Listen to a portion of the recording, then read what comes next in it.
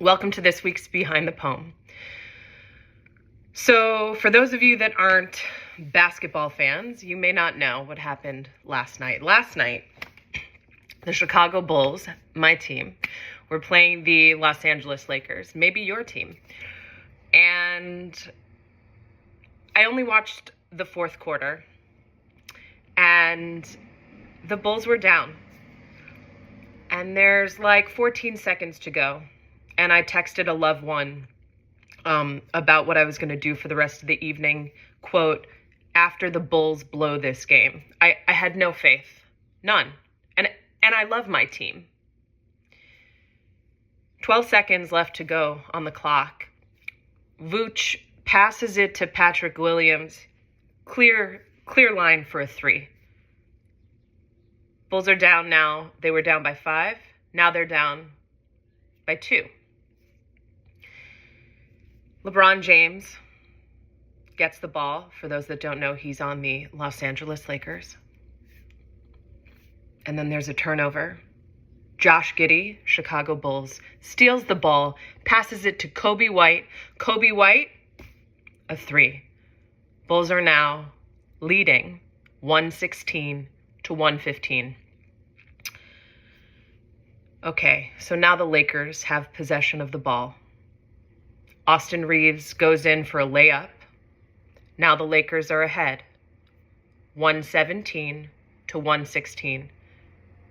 There are 3 seconds left in the game. Josh Giddey has the ball, passes it to Patrick Williams.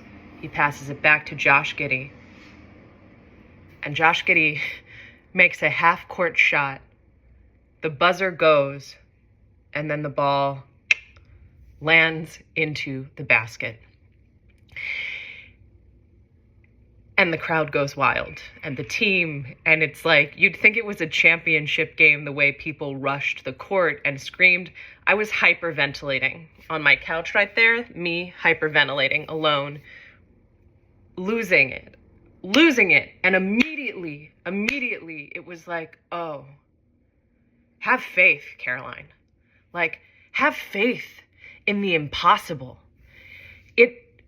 It is one of the most unbelievable game endings I've ever witnessed in my life, and I don't think I'm alone in that.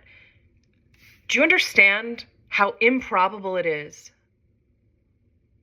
12 seconds left in the game. The Bulls are down by 5, and they end up winning by 2 with the longest game closing shot in Bulls history.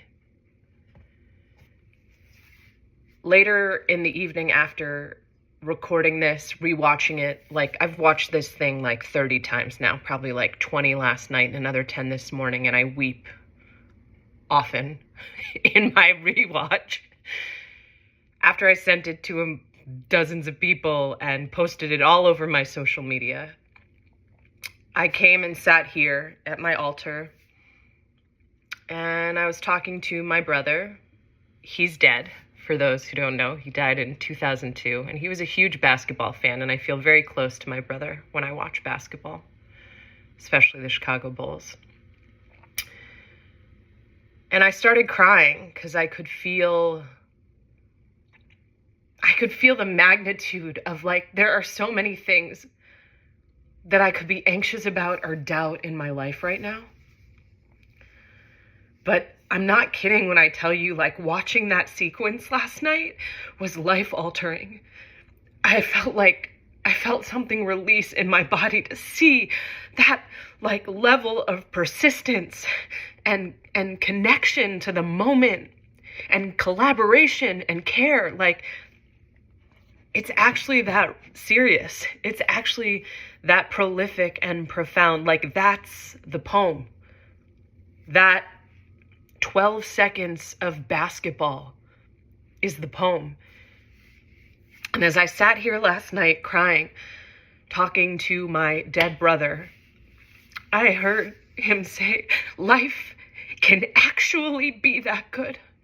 Not that good, this good. Life can actually be this good.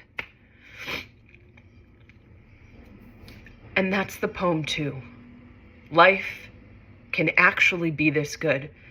And this is not, last night's sequence wasn't just about talent. Some of the most talented players in basketball history were on that court. It's not about talent. It was about imagination. And that is the work of abolition.